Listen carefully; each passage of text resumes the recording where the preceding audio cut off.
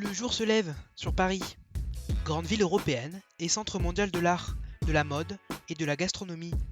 Avec une superficie de 105,4 km², le matin, Paris a l'air paisible et calme.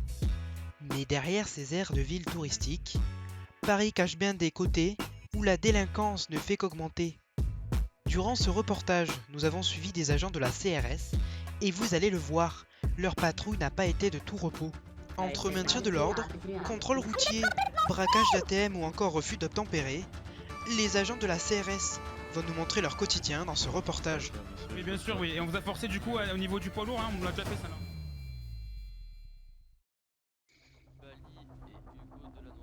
Il est 7 heures et au commissariat de la police nationale, les agents ne tardent pas et réalisent le dispatch afin de répartir les différentes unités.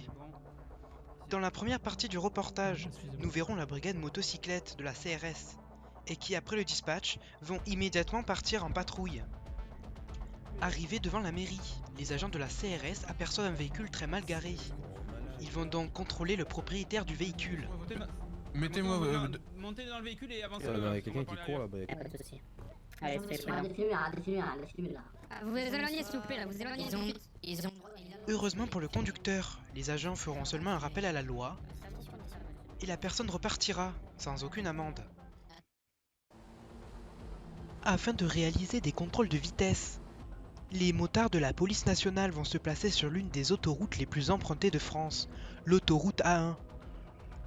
Major, vous êtes en dispositif autoroutier, ce que je vois? Affirmatif.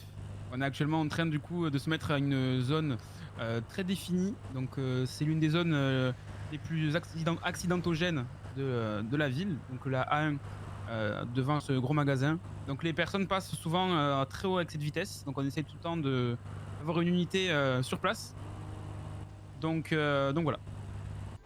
Mais 5 minutes après leur arrivée, les agents sont appelés car un contrôle effectué par une autre unité est en train de dégénérer. Et vous allez le voir, la personne contrôlée ne va pas se calmer de sitôt.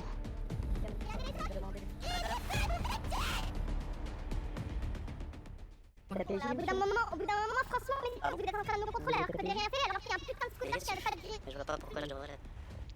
La jeune femme affirme avoir été contrôlée pour aucune raison. Cependant, les policiers, eux, affirment l'avoir arrêtée pour non-respect d'un feu rouge. Comme toutes les infractions de 4ème classe, le franchissement d'un feu tricolore est puni d'une amende de 135 € et d'un retrait de 4 points sur le permis de conduire. Mais la jeune femme ne tient pas à coopérer et va prendre son véhicule. Descendez. Madame, vous descendez immédiatement du véhicule. Madame, vous descendez immédiatement du véhicule. Vous êtes complètement fou! Et ça va pas, non? Madame, c'est pas ça, remontez dans votre véhicule. Madame, écartez-vous du véhicule. Écartez-vous du véhicule, madame. Madame. Négatif, madame, ne sortez pas. Madame, calmez-vous, madame. Monsieur, est-ce que vous êtes en capacité de rester à la dame ou pas? Mais quand tout à coup, un véhicule de chez Chronopost file à toute allure devant les yeux des policiers. Monte sur la moto. Il est sérieux lui là? Le major Dio décide alors d'aller l'intercepter pour effectuer un contrôle. Bonjour monsieur, suivez-moi s'il vous plaît.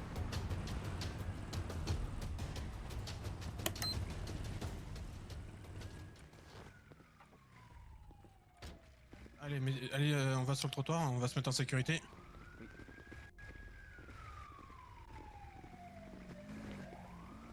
Vous savez pourquoi on vous contrôle? Ouais, j'ai grillé un feu. Plusieurs même. Ah bah il a... Seulement griller un feu? Il allait un petit peu vite aussi. Un peu vite, je suis désolé, je vais peut-être être un peu direct dans mon discours, mais là je pense que vous vous foutez de nous là. Vous vous rendez pas compte comment vous roulez avec un véhicule de ce type-là, en ville? Mais le conducteur ne semble pas comprendre la dangerosité de sa conduite. Vous roulez un peu vite? Mais vous allez le voir, ce n'est pas la seule chose que le conducteur a à se reprocher. Ok, passez-moi votre permis s'il vous plaît. J'ai pas le permis, je suis allé direct au Pôle emploi et... Vous avez pas de permis en plus? Eh bah allez, c'est très bien, restez ici. Le conducteur n'a pas son permis. Les agents vont alors appeler une unité en renfort pour transporter le conducteur au commissariat. On est sur un contrôle d'un chronopost poste sans permis, est-ce qu'il y aurait possibilité de nous avoir une unité pour un déplacement au SIAT? Une unité qui était à proximité arrive en quelques secondes.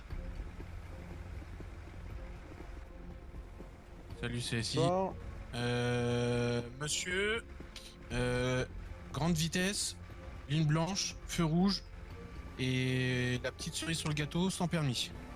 Le conducteur va donc être transporté au commissariat pour être auditionné, puis relâché en attente de son jugement. Le lendemain, les agents de la CRS sont appelés pour un feu de camion qui se propage sur la chaussée. c'est avec moi. Allez, tu viens. Donc feu de poids lourd, énergie inconnue, 3 victimes. Propagation en cours sur d'autres véhicules à l'arrière. Donc nous avons été appelés sur une demande de renfort suite apparemment à des fusillades qui étaient donc effectuées un peu plus haut. Donc visiblement, tout ce qu'on peut voir en premier abord, donc ça serait un accident entre deux poids lourds. Un des poids lourds a commencé à prendre feu, donc avec une remorque donc visiblement type bâche. Et on peut voir, donc on peut constater qu'actuellement la propagation du feu est en train de s'étendre au niveau du deuxième poids lourd. Donc actuellement nous sommes en attente donc, de voir comment ça se passer. On attend aussi des services de secours pour éteindre tout ça. Une fusillade serait à l'origine de l'accident des deux poids lourds. Mais aucune autre information nous sera communiquée. La priorité des agents de la CRS est de sécuriser la zone pour éviter tout individu d'y pénétrer. Le rôle de la CRS, du coup, comme je vous le disais tout à l'heure, c'était aussi donc, de la sécurité routière. Là, malheureusement, nous sommes en moto, donc on peut pas baliser la zone comme on aimerait. En revanche, si j'en avais une unité donc en TC, donc transmission camion, on aurait pu baliser et bloquer la route pour éviter que les civils avancent. Donc, du coup, on a procédé quand même à un balisage avec les véhicules de la police secours. Et là, on reste là pour veiller à la sécurité des civils et de la route. Au bout de 20 minutes, le feu est enfin maîtrisé. Donc nous à notre arrivée on a été appelé pour une blessure par balle, on est arrivé en même temps qu'une patrouille motorisée de la police nationale. On a retrouvé 3 hommes au sol. Et lorsqu'on a commencé à faire un premier bilan sur les victimes, le poids lourd a commencé à prendre feu, donc on ne sait pas du tout pourquoi. Et du coup ce qui a provoqué un embrasement du véhicule ainsi que la remorque qui est accrochée au poids lourd. On ne sait pas du tout pourquoi.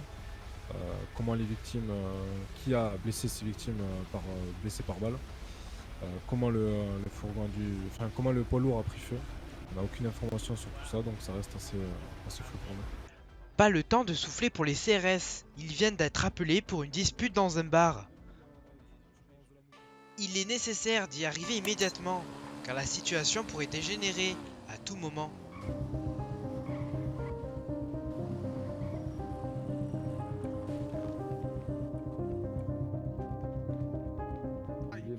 Avec votre matraque dans ma... Qu'est-ce qui se passe ici, s'il vous plaît, là? C'est fou. Écartez-vous, écartez-vous, prenez-le par le bras. Prenez-le par le bras, menotez-le s'il faut. Je vous prends pas le bras, monsieur. Vous me suivez.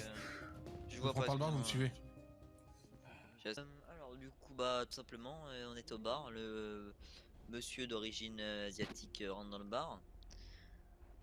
Puis le monsieur, alors là je connais pas les noms, donc il y a le monsieur là-bas là qui est dehors, le monsieur en blanc. Ça c'est mon frère, oui ça c'est mon frère. Et le monsieur du coup avec le débardeur.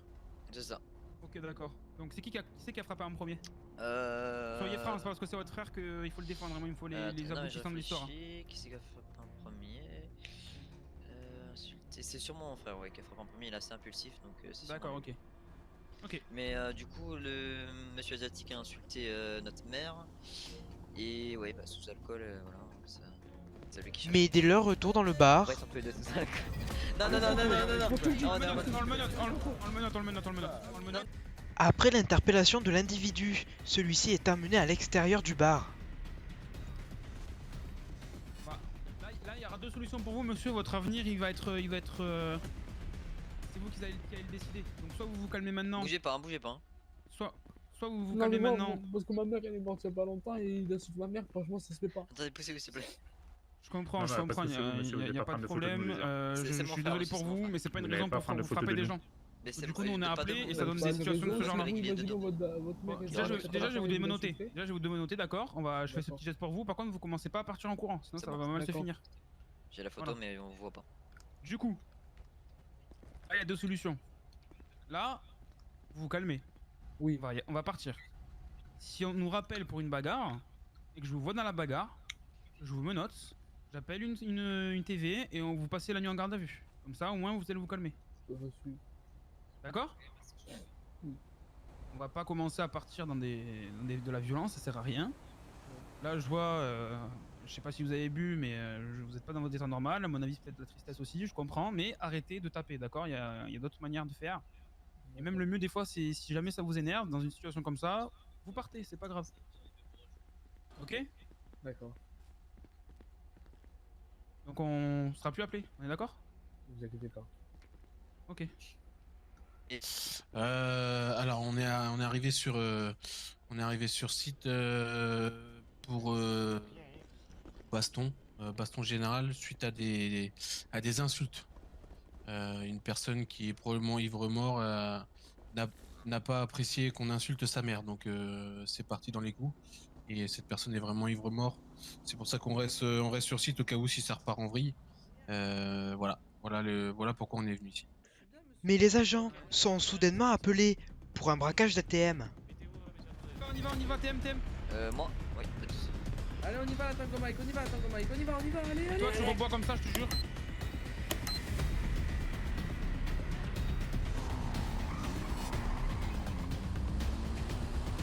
Arrivé sur les lieux du braquage d'ATM, l'individu est toujours présent, mais ne tient pas à coopérer et va s'enfuir à toute vitesse.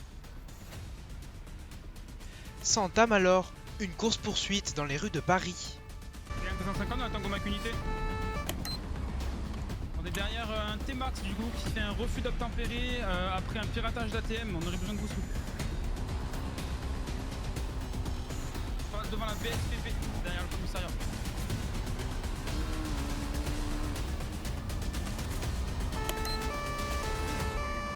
L'individu en scooter n'hésite pas à prendre des zones où des piétons pourraient traverser à tout moment. Mais l'individu essaye de nous bloquer. Mais les agents de la CRS sont des pilotes aguerris et ont l'habitude de ce genre d'individus. Ils ne vont pas se laisser faire.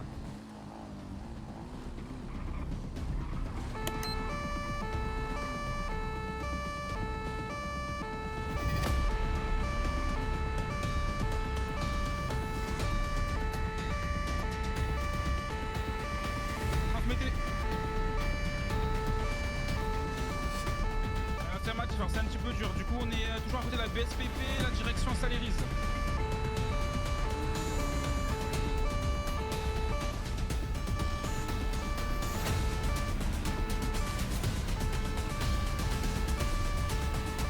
Quelques minutes plus tard, l'individu est bloqué par les unités de la police nationale. Descends du véhicule. Descendez tout de suite. Descends du véhicule. Mets en l'air. On va forcer à le faire. Oui, bien sûr. Merci. Tournez-vous s'il vous plaît. On va forcer à le faire. Oui, bien sûr, oui. Et on vous a forcé du coup au niveau du poids lourd, hein. On l'a déjà fait, ça, on me la fera pas deux fois. On va forcer à le faire. Ouais, bien sûr. Dans la merde, ça aussi. Je rigole pas. Je vais vous faire une palpation de sécurité, monsieur. J'ai même pas fini le braquage, j'ai rien eu et... Ah, vous êtes sous contrôle c'est judiciaire dommage. en plus, vous avez un petit bracelet, c'est pas mal. Laissez-moi partir. Vous êtes dans la merde. Ok, donc le monsieur il a bien un marteau sur lui. C'est ce qu'ils utilisent en général les braqueurs pour braquer. Nickel, parfait. Jérém, appelle un dépanneur pour mettre le véhicule en fourrière. Allez monsieur, je vais vous mettre dans le véhicule de la Mégane 3. Merci. L'individu va être transporté au commissariat pour effectuer son audition. Pour attaque de distributeur de billets, l'individu pourra écoper d'une peine allant de 2 ans à 5 ans de prison ferme.